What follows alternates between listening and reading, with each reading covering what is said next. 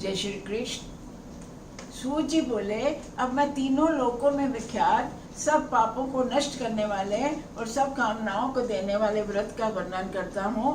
वो है एकादशी का व्रत। एकादशी व्रत तिथि सब बालकों को माता के समान, रोगी मनुष्यों को औषधि के समान तथा लोगों की रक्षा करने वाली है। एकादशी का महत्व बता रहे हैं कि ये एकादशी व्रत जो है सब बालकों को माता के समान है, रोगियों के लिए औषधि है और लोगों की रक्षा करने वाला है। एकादशी व्रत मनुष्य 10 इंद्रियों और मन द्वारा किए गए पापों से मुक्त होकर वैकुंठ लोक को जाता है। जितने भी पाप हमारी 10 इंद्रियों से होते हैं उन सबसे हमको मुक्त करके वैकुंठ लोक ले जाता है। सहस्रों अश्वमेध और सहस्रों वाजपेयी यज्ञों के फल एकादशी के 16 भाग के बराबर हैं। जितने भी कह रहे हैं, हजारों अश्वमेध यज्ञ कर लो, हजारों वाजपेयी यज्ञ कर लो, एकादशी के व्रत का फल जो है उनके आगे ये 16वां भाग भी नहीं है। वो सारे एकादशी व्रत के द्वारा कान, त्वचा, नासिका, नेत्र, जिह्वा, वाणी, कंठ, भुजा, पाद, लिंग, गुदा तथा मन सहित 11 इंद्रियां हमारे वश में हो जाती हैं। एकादशी के दिन जो रात को जागरण करता है वह भक्त मनुष्य पृथ्वी पर दोबारा जन्म नहीं लेता। अब एकादशी के व्रत से 40 गुण मनुष्य को मिलते हैं। उन्हीं 40 गुणों से रात का जागरण करने का बहुत फायदा है। अब वो 40 गुण कौन से हैं? सत्य, शौच, दया, त्याग, संतोष, आर्जव, शम, दम, तपस्या, समता, निवृत्ति, शास्त्र ज्ञाता, ज्ञान, विरक्ति, ऐश्वर्य, शौर्य, तेज, स्वर, स्मृति, स्वतंत्रता, कौशल, कीर्ति, धैर्य, विनम्रता, उग्रता, प्रगल्भता, प्रश्य, शील, ओज, बल, वीर, गंभीरता, स्थिरता, आस्तिकता, कीर्तिमता, अहंकार रहित होना रात्रि जागरण करने वाला मनुष्य प्राप्त कर लेता है। रात को अगर हम जागरण करते हैं एकादशी वाले दिन तो ये सारे गुण हम लोगों में आ जाते हैं। जो मनुष्य एकादशी व्रत का फल चाहते हैं वे व्रत से पहले दिन, अगले दिन और बीच में 4 समय भोजन ना करें। दशमी और द्वादशी को एक समय भोजन करने और एकादशी को दोनों समय निराहार रहने पर मुक्ति मिलती है। कोई पापी भी एकादशी के दिन निराहार रहने पर मुक्ति पा सकता है। स्नान करके विधि पूर्वक विष्णु भगवान की अर्चना करें। रात्रि में जागरण, गीत, वाद्य, नृत्य, पुराण श्रवण करें। द्वादशी तिथि को प्रातः काल उठकर स्नान करने के बाद विधि पूर्वक भगवान विष्णु की अर्चना करें, ब्राह्मणों को भोजन कराएं और दक्षिणा दें। फिर नारायण में चित्त लगाकर भाई बंधुओं सहित स्वयं भी भोजन करें।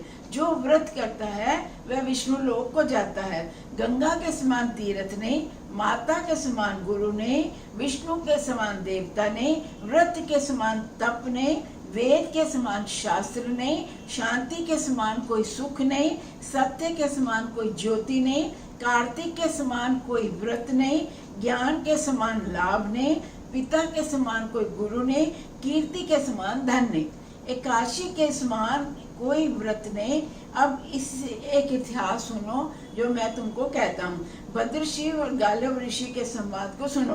प्राचीन काल में गालव नाम एक सत्यपरायण मुनि थे। उनका भद्रशील नामक पुत्र था जो जितेंद्र पूर्व जन्म की बातों को याद रखने वाला सौभाग्यशाली तथा नारायण का भक्त था। भद्रशील बाल्यावस्था से ही खेलते समय भगवान विष्णु की मिट्टी की मूर्ति बनाकर उसकी पूजा किया करता था। अपने मित्रों को भी वो विष्णु पूजा के लिए कहता रहता था, विष्णु पूजा करो विष्णु, और एकादशी के दिन व्रत रखने को भी कहता था। एक बार गालव ऋषि ने बोले, हे भद्रशील, गालव ऋषि अपने पुत्र से पूछते हैं, हे भद्रशील, तुम्हारा पवित्र चरित्र तो योगियों के लिए भी दुर्लभ है कि बेटा तू जैसा तेरा ये पवित्र आचरण है, चरित्र है, ये तो योगियों को भी नहीं मिलता। तुम्हें ऐसी श्रेष्ठ बुद्धि कैसे मिली ये मुझे बताओ। सूत जी बोले, पिता के वचनों को सुनकर भद्रशील ने अपने पूर्व जन्म का सब वृतांत उन्हें क्या सुनाया। भद्रशील बोला, मेरे पूर्व जन्म की कथा सुनिए पिताजी, मेरे पूर्व जन्म की कथा सुनिए, जो यमराज ने मुझे खुद सुनाया, खुद बताया, वह मैं आपको बताता हूँ। मैं पहले चंद्रवर्ष में उत्तम धर्मकीर्ति नामक राजा था। दत्तात्रेय जी ने मुझे शिक्षा दी थी।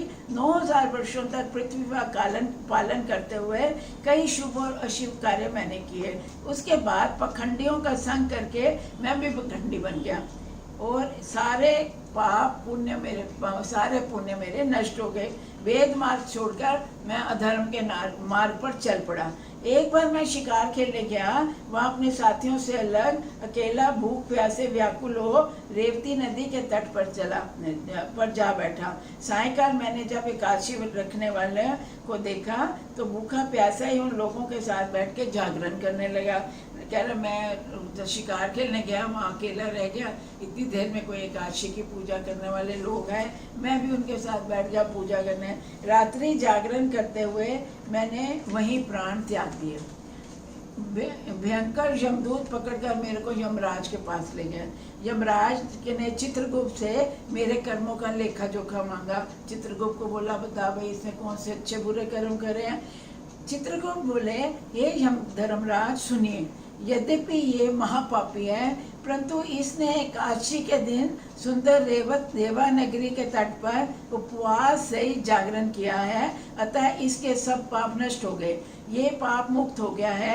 ये सुनकर यमराज कांपने लगे और कांपते हुए पृथ्वी पर मस्तक रखे मुझे प्रणाम करने लगे। कह रहे, यमराज ये सुना, यमराज उठे और उन्होंने मेरे को प्रणाम किया भूमि पर सिर रखकर, और बड़े भक्ति भाव से मेरी पूजा करने के बाद अपने दूतों से कहा, जो मनुष्य धर्मात्मा हो उसे मेरी पुरी में मत लाना। जो विष्णु भक्ति में संलग्न ब्राह्मण भक्त, एकादशी व्रत परायण, जितेंद्रिय, भगवान नारायण के शरणागत और सदैव हे गोविंद, हे माधव, हे मुकुंद, हरि मुरारी, शंभु, शिवेश, शशि शेखर, शूलपाणी, दामोदर, अच्युत, जनार्दन और वासुदेव कहते रहे, उन्हें यहाँ मत लाना। यमराज के इन वचनों को सुनकर मैंने पूर्व जन्म में सुना था और उन्हें सुनकर सब पापों से मुक्ति मिल गई। मैं वैकुंठ लोक चला गया। सहस्रों करोड़ों कल्पों तक विश्वलोक में रहने के बाद मैं इंद्रलोक में आया। इंद्रलोक में रहने के बाद मैं पृथ्वी लोक में आप जैसे उच्च ब्राह्मण के घर जन्म ले कर आया हूँ। मुझे पूर्व जन्म की याद है, इसलिए विष्णु की भक्ति में लगा रहता हूँ। एकादशी व्रत के बारे में पहले मेरे को नहीं पता था, लेकिन पूर्व जन्म की याद करके अब मैं अज्ञानता व एकादशी व्रत जागरण का इतना श्रेष्ठ फल मिलता है, तो जो लोग श्रद्धा से एकादशी का व्रत करते हैं उनका क्या फल मिलता होगा कहा नहीं जा सकता। हमें एकादशी का शुभ व्रत अवश्य करना चाहिए।